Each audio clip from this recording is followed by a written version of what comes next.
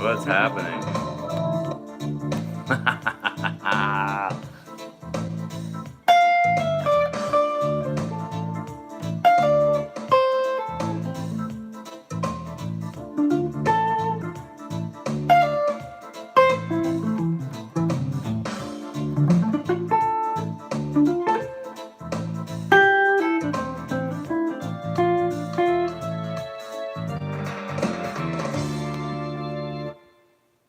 All right, Teague here. How are you? Let's see. I forgot to set up the stand. So we're gonna continue, and there's a broom in my shot. We're gonna continue on the arpeggio lesson. Thanks for joining the live stream. This is arpeggio, basically lesson 2. Last week or 2 weeks ago, we did A minor in 5th position. So I think I'd like to before we get into where I was going to go today with it, let's get into just more basics of the arpeggio, right? An arpeggio is a broken chord. So last week we basically built our arpeggio around the barred A minor chord in the 5th position. 1st fret, 3rd fret, 5th fret, right? Where I'm barring.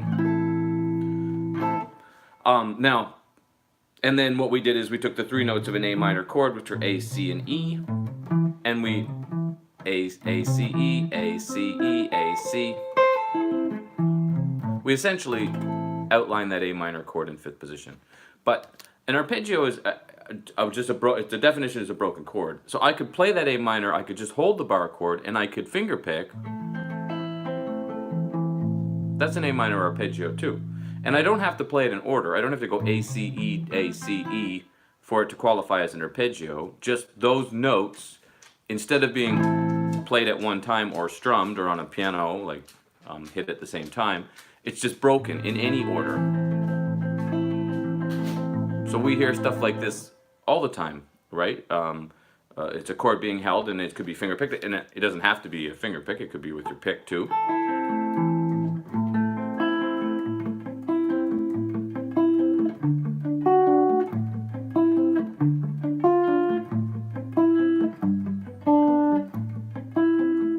Those kind of things. You can also tap an arpeggio. So I'll stay on that same A minor chord, which was an A, C, and an E. So I'm going to tap the 12th fret. So I have the A on my 5th of that E string, the C, which is called the 3rd tone of that A minor arpeggio or chord, on the 8th fret, and then the E on the 12th fret, and I'm just tapping it. So when I tap, I'm just kind of taking the tip of my finger, tapping down. So in this case, I'll hold the A and C at the same time. I'll tap this E, I'll pull off, which means I kind of just yank the finger down, then pull that pinky off. And I get the 3 notes. Or I could have went up. Now,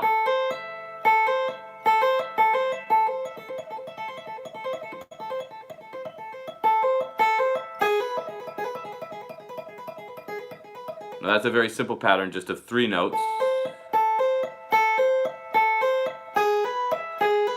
Now when I move this back, we ended up with an E major chord, which is kind of cool.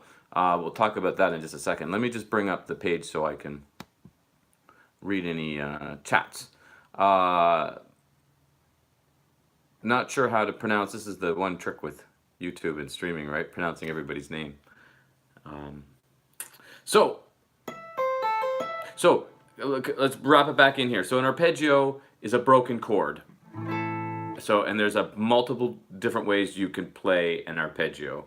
You can hold a chord, open or barred, whatever, and then just play the notes separately. Or you can play the notes one at a time, so same thing, but instead of holding the chord, I'm just doing one each note. I could tap an arpeggio. So those are all arpeggios, and sometimes you'll notice people get confused a little bit with sweep picking versus arpeggios, because we hear sweep picking a lot in connection with arpeggios. You don't necessarily have to sweep pick an arpeggio. You could sweep pick, well, it's pretty hard to sweep pick a scale because of the way the guitar is laid out.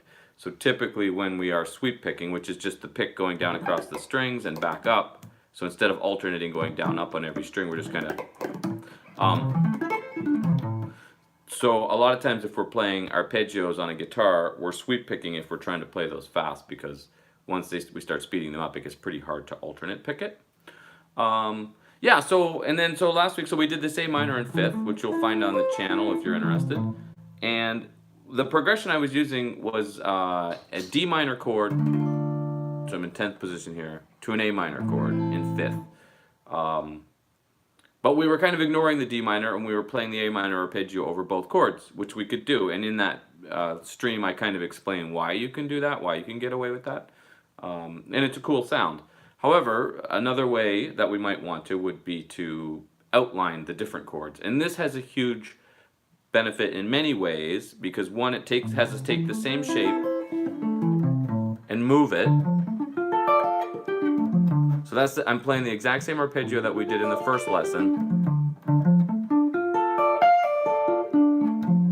but in 10th position. So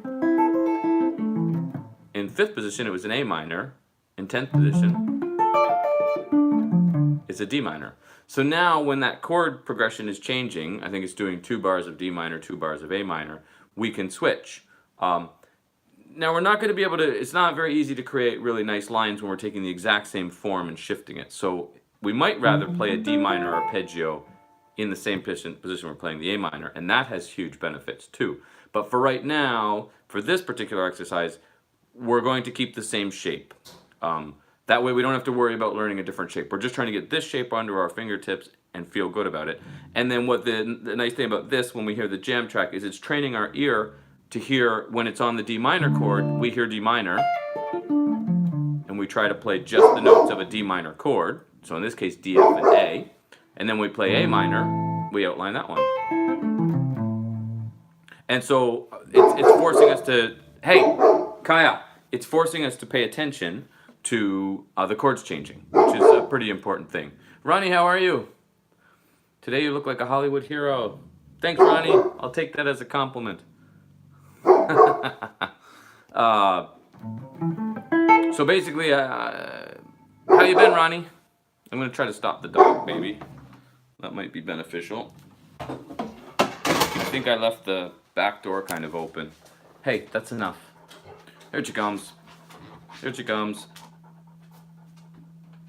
Here, and in the shot, her nose is kind of green because I just mowed the lawn.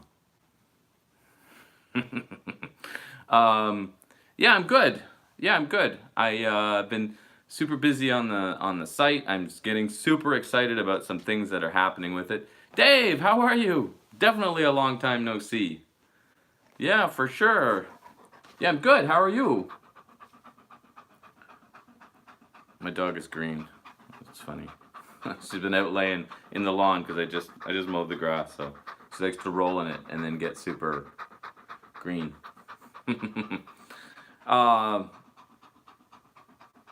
Homesick from work today, Dave is saying. Yeah. Yeah, that's no fun. Hopefully you're not too sick. I hope. I forget, Dave, I think I asked you before what you did. I don't remember now what you did.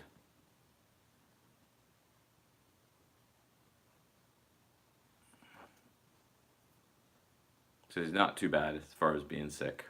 Good. I just, a friend from back east, Dave and I went to school in New Brunswick a long time ago now, and I just had a friend from New Brunswick was playing out here 2 weeks ago, I think, so that was kind of cool. Got to see him for the first time, and I think we had decided it was the first time in 20 years. That was the first and last time I saw him. Brokerage division. Oh, yeah, okay. I don't know if I knew that then, Dave, yeah. Oh, UPS, brokerage division for UPS. Oh yeah, I don't think I did know that. Do you like that? Is it good?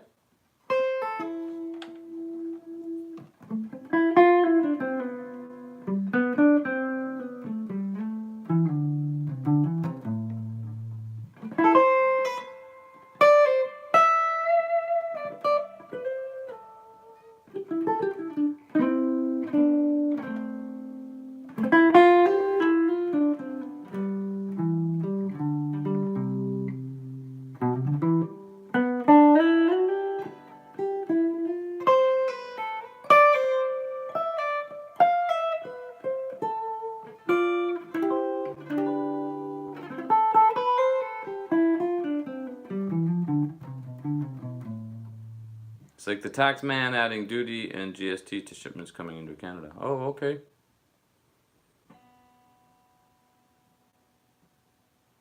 You've been doing that job a while?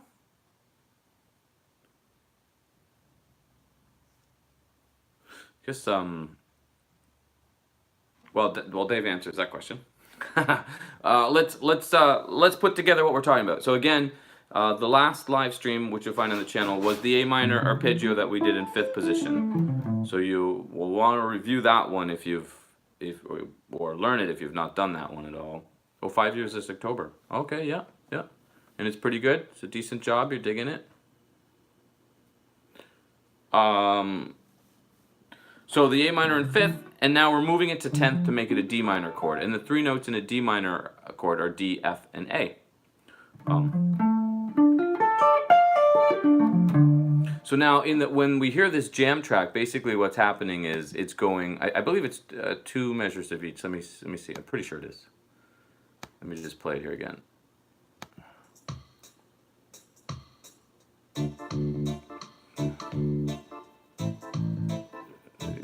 So D minor, 2, 3, 4, A minor, 2. No, it's 1 measure of each. D minor, 1, 2, 3, 4, A minor.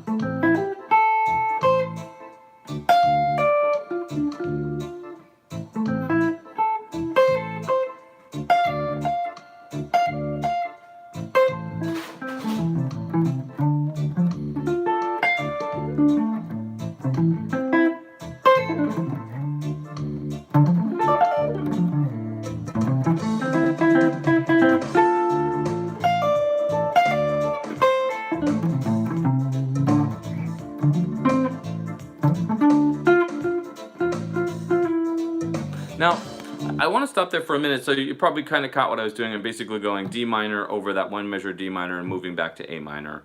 Trying to kind of create some like theme, you know, and then repeat it. Like I said, it's not going to be as smooth as playing a D minor arpeggio in 5th position, the same place our A minor was in, because that will typically make for smoother lines than doing these big jumps.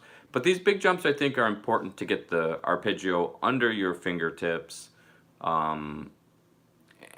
And I think mentally it's just easier for the brain to kind of hear the D minor, see it, hear the A minor, see it. I do have a little tiny bit of reverb on there today, Ronnie. Yeah, it's just reverb. I actually have the pedal board that I use on stage is out at the moment. It's just a small pedal board. I don't use a lot, but it's out because I was just using the tuner. But it's actually not plugged in the moment. I'm just running this Gibson into the Mesa Boogie. David says, oh, I lost you, David, there. Sorry, they only stay up so long on my screen on my phone, and then I got to go back to the other channel on the other thing. So he says, steady work, but almost all jobs in New Brunswick suck, so a job with benefits isn't bad. Oh. Oh, and daughter and ex-wife work for DHL. Oh, that's funny, isn't it? Yeah.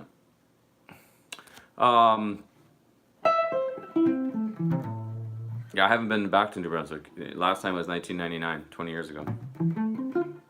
Okay, so back to the D minor, A minor thing. Yeah, so we were basically saying if we played them in one position, it would be a little easier to connect the lines. However, for learning the fretboard, training your ear to hear those changes, there is quite a bit of benefits to taking the exact same shape and moving it back and forth. And then you can try to create little themes, you know. So if you play, right, so where we hear, let me come back here. So we hear the D minor,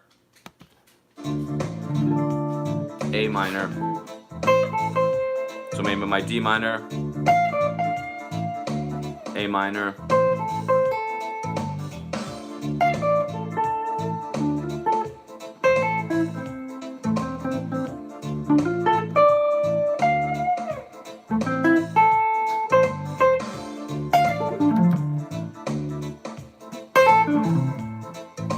So you get the idea there. So I'm basically trying to play whatever I played in one position and then play it in the other, the best that I can. And again, this is to train the ears, learn the fretboard. We're also learning theory here too, right? We're learning that a D minor chord is made up of D, F, and A, and we're learning that A minor chord is made up of A, C, and E. Ronnie says you said 1999 is 20 years ago. Damn, how old are you? I'm old, Ronnie. Way older than people typically think. And to give you an idea, when I was back there 20 years ago, that was for my 10-year high school reunion. Yeah, they know it's nuts. Time just keeps ticking and ticking. Okay, so so I know what I wanted. Where else I wanted to come back to with this. Okay, so we have the D minor, A minor, right? We're taking the same shape, we're moving it back and forth, we're getting it under our fingertips, we're getting to feel as good as that. Dave says, Dave, you're the same. Hey, Dave, I didn't even notice you pop in. You just popped in there, David, out of nowhere. How are you? That's the other Dave. So there's two Daves in here for anybody watching that is not connected to the stream and wondering why. Yeah, two Daves. So David Melbourne and David McGinn. David McGinn I went to school with in New Brunswick 20 years ago. Oh no, 30 years ago. And David Melbourne's been hanging out with us on these streams now for a while. And you were a member of the site for a while too, I think, Dave, right? David? Or both you guys maybe. David McGinn, I'm not sure. Maybe. I get it mixed up. The site's been up for a long time now. Actually, you know what's funny is this month marks, oh no, it was last month, marks 20 years of musiclearning.com being a site online teaching guitar. And yeah, and there's well, I know I always say there's a lot of big changes happening, and there are, but there's something really coming together, and I think when it gets there, which I'm hoping is pretty soon, I'll start promoting it in a different way. Hopefully we'll get back like Facebook. I even started an Instagram account. I'm not doing anything with it, but in an attempt to generate, because yeah, basically the member section, which was an online method that I wrote many years ago, has been moved to this new platform, but it's expanded into something way better than, almost better than I ever envisioned it being. And it's really moving now. It's picked up a lot of steam in the last couple months, because I kind of see an end in sight, and it's really cool. So, like, one part of that member section is there's an Arpeggio series, and it's 26 lessons on just arpeggios, starting with lesson 1 and building through the 26 in a very methodical, you know. Hey, Kaya, spent a lot of time. It's probably a squirrel. There's baby squirrels living in the attic, which is not good, and they keep showing up and driving the poor dog crazy. Oh, here, Ronnie, I'll show you. I don't know if you had interest, but I just flipped this really quickly. Yeah, this is the little pedal board that I use on stage. So it's not much. I don't want to use much. Hey, Kaya. Here, we're gonna go see if we can stop her from barking. That's enough, you green head. Yeah. So I don't know, Ronnie. You had expressed some interest. I don't know, but basically, I just have a tuner. I think that's the Zach Wild Overdrive by MXR. Wah pedal, of course. I have a couple. What's the company that makes these? Geez, I forget. I forget who makes these. You know what's not a very good marketing when you don't put on your pedal who you are. Virtual. I don't know. I'll find out who makes those. An MXR analog chorus and a Boss digital delay. That's it. Oh, and this white one is the Route 66. It has a compression and an overdrive, and then the double treble. I think this was kind of based Stevie Ray Vaughan, right? Double treble, I guess. Just has 2 overdrives. So typically I just have this set for when I want like lots and lots of dirt, and then my 3 overdrives are all just set a little bit different to give me some different sounds. I guess what I usually do here is I use this one for a little bit of dirt. I usually use this one for a boost, although it looks like the knobs have gotten switched from the last gig last weekend because they're both, I don't know, I'd have to hear it. It's not plugged in at the moment. Well, it's plugged in, as you can see by the tuner, but not. Anyway, and then David says, I still have my Arion stereo chorus from the 80s. You know what? I think I had one of those too. Isn't that wacky? Yeah, anyway, that's basically, my setup's pretty simple. Here, I'll flip this back around. I also have to keep my eye on the time because I do have to get my youngest from school today. Well, actually, I don't really. He's now starting to walk home alone, but I typically go because it gets the dog out for a walk. Okay, but I do want to I want to bring this back somewhere. I know today we've kind of done a little bit of chit-chatting here, which is really, really fun. Oh yeah, sleep it off, Dave. I hope you feel better. Dave just McGinn's just saying that he doesn't want to interrupt anymore and that he wants to say bye. It's time to go back to bed. Sleep it off. Yeah, I hope you feel better when you wake up. Yeah, and you know what? I since I started these streams, I struggle with the content versus the connection with people, right? Because so when the streams stay on the channel, if there's a lot of interaction with people, obviously other people rewatching it don't have any real interest in hearing that. They just want the material. But that's the reason to be making videos, which I've been making and just putting them on the member section of the site.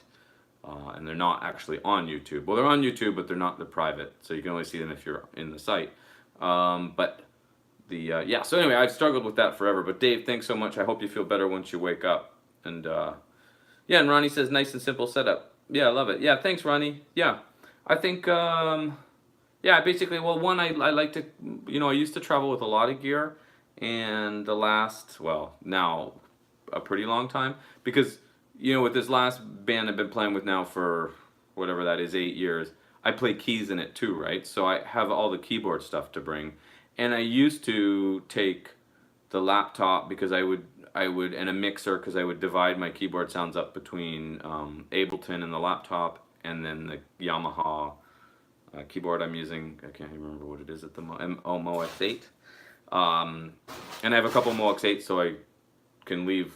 So I used to leave one at the Roxy and leave one at home. Anyway, it doesn't matter. But I had a lot of gear, so I basically started, down, lower and lower, until I'm now just using a 112 amp and a small pedal board. Still have the keyboard. Not taking the laptop anymore. I'm not bothering to use Ableton anymore. I liked it. I liked having, I found that Ableton gave me some sounds I couldn't get from the Yamaha. But I think for the, for the extra time and the amount of stuff it required taking, it just really didn't really make any sense. I think to the audience's perspective, it makes no difference, And then, yeah, and then whatever else, I'd have to take amp stands, keyboard stands, gig bag, wireless for the guitar. Anyway, so lots of stuff anyway, so I tried to cut some stuff out. Anyway, okay, so I'm gonna try to wrap this up because dog's driving me nuts. She wants out to hear. Forgot to get her a bone. So if you did watch Arpeggio Lesson 1, then you know that we basically took the arpeggio and then we also looked at how that arpeggio related to the minor pentatonic scale. So now the same thing would apply when we move it to D minor.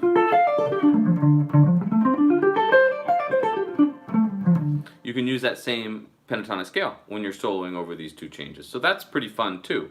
And like I said, you can stay in either pentatonic through the whole progression and ignore the changes, but again, for learning the fretboard, training your ear, it's pretty cool to move back and forth. Ronnie's asking, what did you like most, shredding or slow stuff like David Gilmour? Yeah, that's a pretty tough one. I think it's always been a combination of both. Always, like I think if the chops are there, and obviously with chops, you have to constantly work on them or they disappear. So if there's riffs that you used to be able to play and then you let them go, you stop practicing those, they can get pretty rusty, and then you try to bring them live and they don't sound very good. So but yeah, of course, slow stuff, right? I love David Gilmour, and there's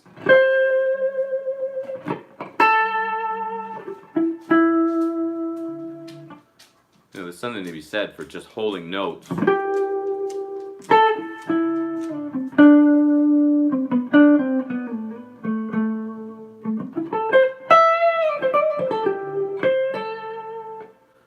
But when you want to be able to rip it up too, you want to have those chops there too, if you need them. So I think for me, it's, you know, trying to always keeping the chops up the best that I can. I go through stints of what it is I'm practicing. Like lately, this last little while, I've actually been back on a bit of a jazz kick, and I've been back on a Mike Stern kick. So I've been working on. I was relearning Gossip. I don't know who would know this tune, but the Gossip. Wait, I think I still have. I just made this super simple jam track up just to practice Gossip. If you don't know Mike Stern and don't know Gossip, you should look it up. It's pretty cool. It's just a little riff that did this. It's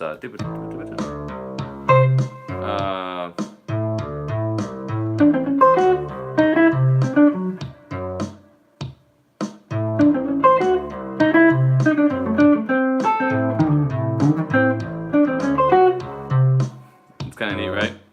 I think I'm.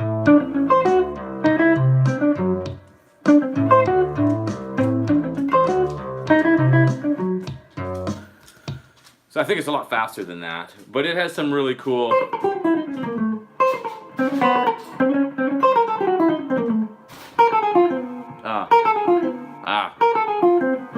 No.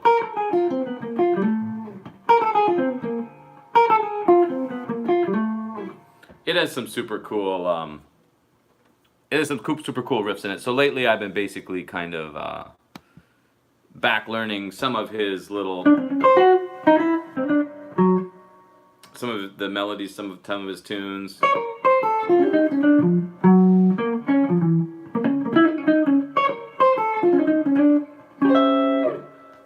was the other one I was messing with? Oh wait, no.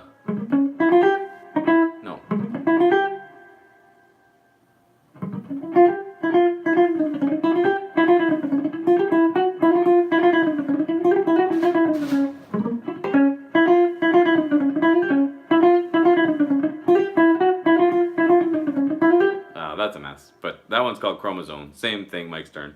And then just kind of picking apart. I'm not like learning solos from beginning to end. I'm just finding like the little riffs I like and play the little riffs. And then Houdini joined the thing. Ronnie asked, I'm coming back to Houdini. Ronnie asked your favorite guitar player.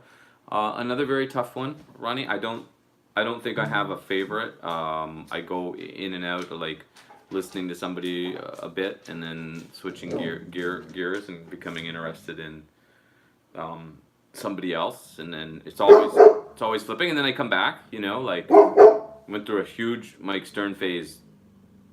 Jeez, I don't know, it was probably 25 years ago, and now I find myself kind of getting back into him a little bit. Houdini is asking, hey Kaya. I started playing guitar 7-8 years ago, followed some of your lessons, don't play much these days, thanks for lessons back then. Hey, that's awesome, Houdini. Do I ever miss the dreads, he's asking. I gotta stop the dog. Do I ever miss the dreads? Yeah, I don't, probably should. Little feedback. The dogs, oh, that made the dog stop. Cool. Yeah, I don't think I missed them.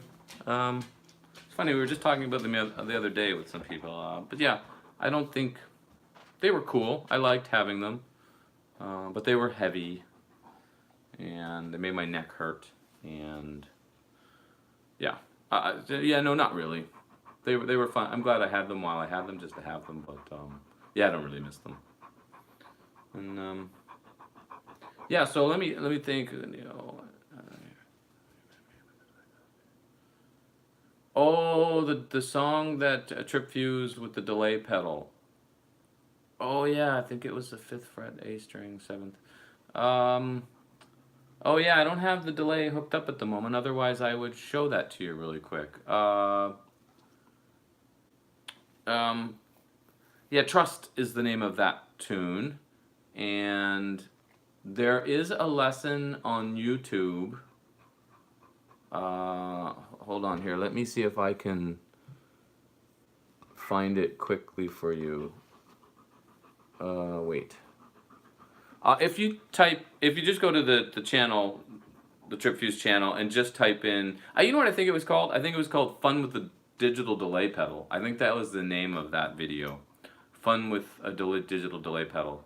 So I think you could type in, yeah, on my channel. Like, don't go just to YouTube and search it, or you're gonna get a quadrillion delay pedal things.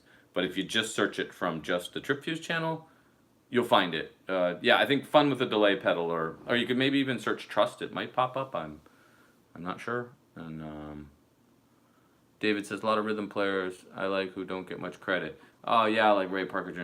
Yeah, and you know what, like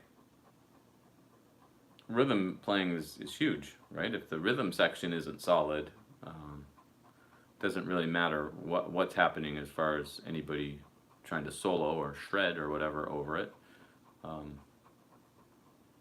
Oh, Houdini said, I learned to play it relatively close without a pedal on an acoustic. Cool. Not the same at all, but the overall tune of it. Yeah, where you go like yeah, I know what you mean. Yeah, because it was essentially like I think what I was doing when I was playing that was going. Oh, I lost my juice here. I was basically just going from octaves D to D, 5th fret of my A string to 7th fret of my 3rd string. But because the delay was set up,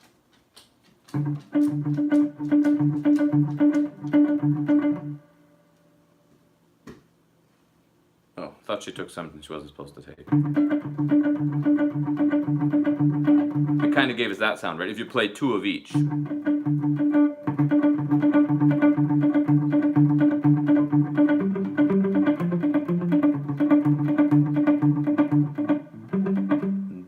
Don't know what it is I see in you.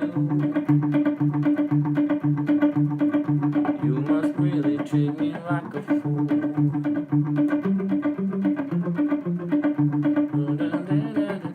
Yeah, that's been a long time. Yeah, cool. That's awesome that you learned that. Yeah, it's really fun with a delay. And delay pedals, I've done a couple lessons and things and series and stuff on using a delay pedal to practice, because delay pedals can be super fun to practice just by just setting it similar to the Trust delay, and then you basically just play in between it, and yeah, it forces you to stay in time. You kind of have to pick, you know what, it actually relates pretty heavily to this arpeggio lesson, because if you're using a delay pedal, it works really well to use arpeggios, because that way all the notes belong to a chord, so you're kind of outlining chords. Versus if you try to use a delay pedal and play scales, it gets weird, because it can end up happening where when you play your D, then when you go to play E, you hear the D at the same time, so you hear dissonance, right? You hear like things like that at the same time. So yeah, so a delay pedal set up, and then yeah, sorry to hear, Houdini, that you're not playing much at all anymore. Maybe you'll get back to it. I mean, that is the beauty of the guitar, is that, and I hear people do it all the time. You know, they play for a few years and then they get, you know, life gets busy, and then they come back to it. You know, and I think the beauty of this instrument is, you know, for myself included, I'll never ever run out of stuff to play, and I'll never actually be where I'd really like to be as a player. So yeah, sold your electric, still own 2 acoustics. Okay, well that's good. You didn't sell everything, just not improving much. Okay, yeah. So that's a trick for sure, and that's one of the biggest things as I've been redoing the members section of the site, that I've been trying to focus a lot on direction, and so that people feel like they're moving forward. Anyway, but yeah, I'm gonna hopefully these streams start becoming a little more regular again. I think they will, and I'll let you know, Houdini. So if you drop in on the other ones, I'll let you know when it's reaching like where I would say, you know what, now's a good time to join, and it's gonna be like super reasonably priced, especially for anybody that's been in the streams or on any of the mailing lists that have been there for years. Like, I'll definitely offer up like some super reasonably priced deals for membership to get in, and then you can try it. And then of course, I've always had money back guarantees, which mean if you do get in and you do find yourself working through it and you're still not improving, then just let me know and I just give you your money back. And you're saying, okay, this is so odd for me. I've been following for so long and I watch videos here and there, never seen a live stream. You were my hero when I started playing. Love to see you're still jamming on. That's awesome, Houdini. Yeah, that's cool for me too. You know what I mean? I love, like, a lot of streams, people will pop in that learned how to play Hey There Delilah 10 years ago from me, and yeah, that's really cool. This channel was really really active 10 years ago or so too, right? Or 8 years ago, or something like that. I was making a lot of videos. It was climbing big time. I think at the height of it, it was having something like 300,000 views a month or so. With some serious growth. It's still growing, but now it grows at a turtle's pace compared to what it did, which is fine with me. I think when I get a little more consistent, it'll be better. Yeah. So Houdini says I'll keep that in mind for sure. Started playing in 2009. Yeah, it's been 10 years. Yeah, yeah. David says when I got stuck, I felt like I wasn't improving. I tried learning different types of music, like some country or funk, and the different styles helped. Yeah, for sure. Yeah, trying to and the whole trick with the guitar is finding some new things that push us, but don't push us so hard that we just want to quit or smash the guitar. That's the fine line, right? But anyway, again, I can't wait to share.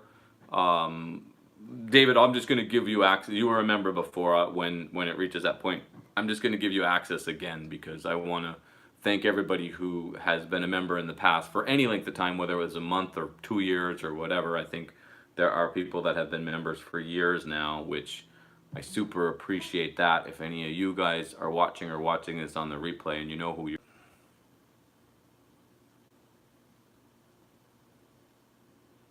Is it back? I think it's back. I'm gonna have to go here in a few minutes anyway. No, Ronnie, it's not you. Somebody was calling me. I'm streaming from the phone instead of the laptop these last few streams. Yeah, so apparently, I guess if the phone rings, it stops the stream. So, yeah, that's tough. How do I? It must be a way to stop that so my phone can't ring for the hour or the half hour I'm doing the stream. Anyway, something to consider at some point. Yeah, everybody says it's back on. Cool. Yeah. Yeah. So anyway, yeah. So David, when this new site is kind of where I mean, obviously it's never done. I'm always adding stuff, but when it's in that place that I'm considering this new big launch, I'll let you know and give you some free membership. For however long to thank you for being a member before because it means a lot. And yeah, and Houdini, I'll let you know. If you kind of keep your. So what happens is, or what's supposed to happen, whether it happens right now or not, because I have to go get my youngest from school. But what I'm supposed to do is when this stream ends, I set up the stream for next week or 2 weeks from now, depending on when I'm doing it. Or I may even start doing them shorter. I'm not sure. I'm still toying with, whatever. It's not like I know what works. I don't. I just do it. Then you can set up the notification. So as soon as as soon as you see on the TripFuse page that there's a stream, just hit that notification button, and that way it will remind you. Typically, they're this same approximate time on Wednesdays.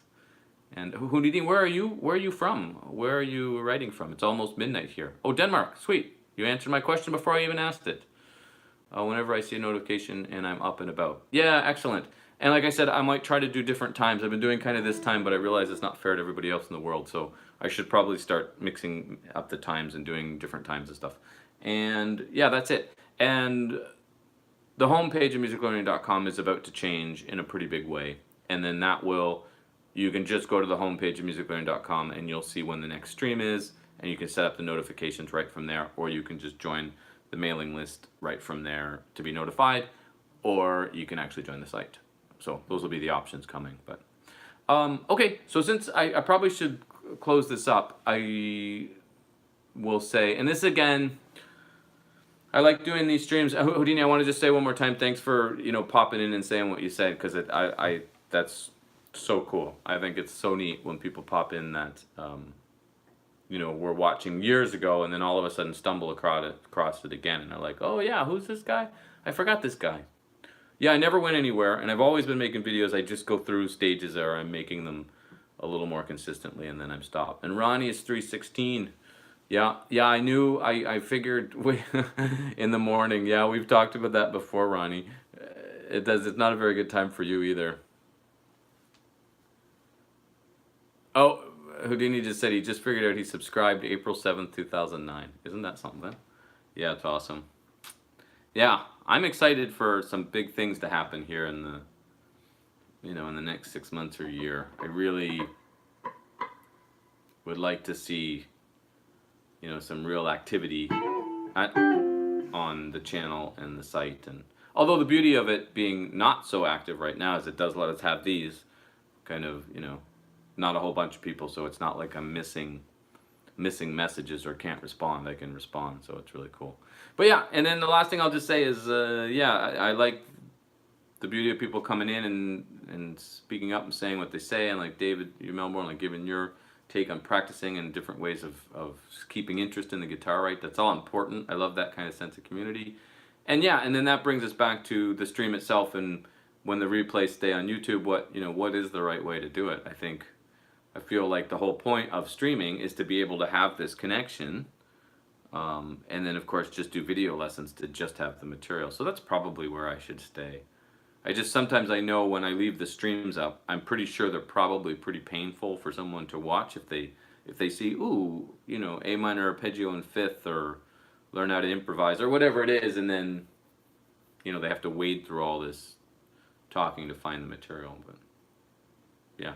Anyway, I'm just throwing that out there because if anybody has any thoughts, I'm always open to hearing their thoughts on that stuff too. But I think it kind of almost seems like a no-brainer, right? Like it almost seems like the whole point of these is to be able to talk and discuss and have chats.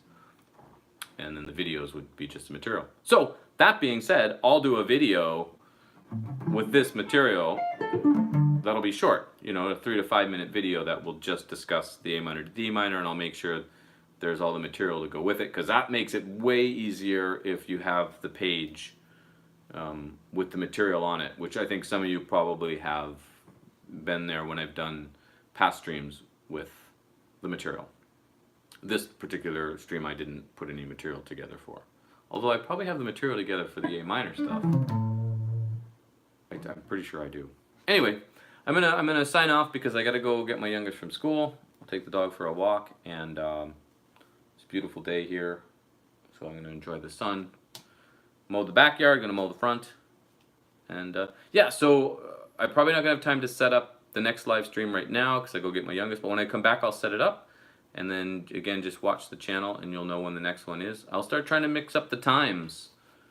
See if we can find some things that, we're going to work better for other people. Ronnie, I'm aware that it's like pretty much 12 hours off, so probably I'll have to think about that. And then Houdini, you said in Denmark it was, I lost where that was. What time you said it was there. Thanks, Ronnie. We'll see you soon. 01 General Mountain Time in Denmark. Yeah, so anyway, I'll like I've said in the past, I'll try mixing it up a bit. But yeah, I'll say bye for now. I guess I'm 6-7 hours ahead. Yeah, it's 3 in the afternoon here on Wednesday, May 22nd, 3 in the afternoon, or almost 3, 9 minutes to 3. There's the mail being dropped off. She never used to do that. She never cared about the mail. Now she does. She's a funny animal. She's a year and a half old now. She's gotten a lot better, but she's still a bit of a punk. Okay, I'm gonna log off. Again, thanks everybody for watching, and yeah, we'll see you in a week or two, or maybe less. Keep your eye on the site because I have some other ideas for these streams too, which I think might be really fun. Instead of like actually teaching like little riffs to songs and stuff, I think that might be more interest to people. I don't know. We'll figure it out. Okay. Thanks everyone. Take care. Thanks for checking it out. Okay. Later.